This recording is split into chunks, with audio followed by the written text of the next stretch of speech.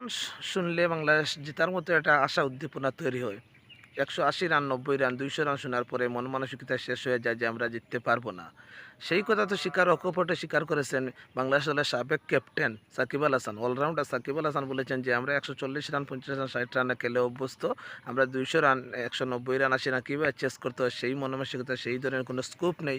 এমনকি দেশের যে প্রিমিয়ার লিগ বা বাংলাদেশের পিচ যেগুলো আছে, স্পোর্টিং উইকেট থাকে না, স্লো উইকেট থাকে, সেই উইকেটে অভ্যস্ত হয়ে হঠাৎ গিয়ে তো আপনি আর নতুন একটা জায়গায় গিয়ে পারবেন না, এটাই তো স্বাভাবিক। তো বাংলাদেশের সাকিব আল হাসান সেটা স্বীকার করেছেন যে আমরা ১৪০-৫০ গেলে অভ্যস্ত, আমরা এই রান চেস করতে হয় কীভাবে সেটা জানি, কিন্তু ১৮০-৯০ রান, ২০০ রান কীভাবে চেস করতে হয় সেটা তো আমাদের জানা নেই।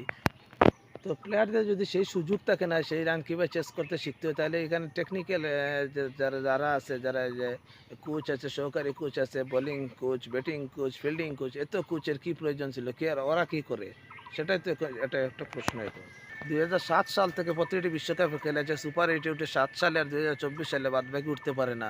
বাংলাদেশের সেই ধরনের স্কোপ তৈরি করা হয় না কেন?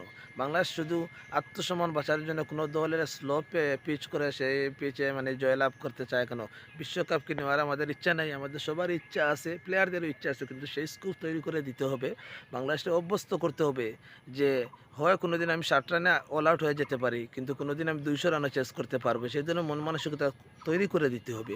বাংলাদেশ তো ১৪০-৫০ রান হলে ধীরে ধীরে ওয়ানডের মতো খেলা জিততে যেতে পারে, সেই সম্ভাবনা তৈরি হয়। কিন্তু ১৮০-৯০ রান শোনার পর যে বাংলাদেশ পারে না, সেটার বহিঃপ্রকাশ তো অস্ট্রেলিয়ার সাথে দেখলেন, তারপর সাউথ আফ্রিকা না সরি ইন্ডিয়ার সাথে দেখলেন। এসব কি? এসব তো হলে তো বাংলাদেশ এগিয়ে যেতে পারবে না।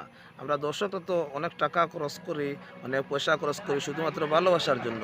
সেই ভালোবাসার জন্য আমরা টাকা খরচ করি, সময় ব্যয় করি, কিন্তু সেই ভালোবাসার প্রতিদান যদি প্লেয়াররা দিতে না পারে তাহলে দর্শকরা তো কষ্ট পায়। বিদেশে অনেক টাকা খরচ করে গ্যালারিতে মানুষ খেলা দেখতে যায়, দেখার পরে এই ধরনের পারফরমেন্স যে আমরা ২০০ রান হলে জিততে পারবো না, সেটাই যখন জাতীয় দলের প্লেয়ারদের মধ্যে তৈরি হয়, তখন কি সেই ম্যাচ জেতা সম্ভব? সেই স্কুপ তৈরি করে বিসিবিকে আমরা অনুরোধ করব, এবং ভবিষ্যতে যাতে সামনে বিশ্বকাপে গিয়ে সেই ধরনের অজুহাত দিতে না হয় এবং পর্যাপ্ত হার্ড হিটার ব্যাটসম্যান তৈরি করে বিশ্বকাপে পাঠানো হোক, সেই প্রত্যাশায় ভিডিও শেষ করলাম। ধন্যবাদ।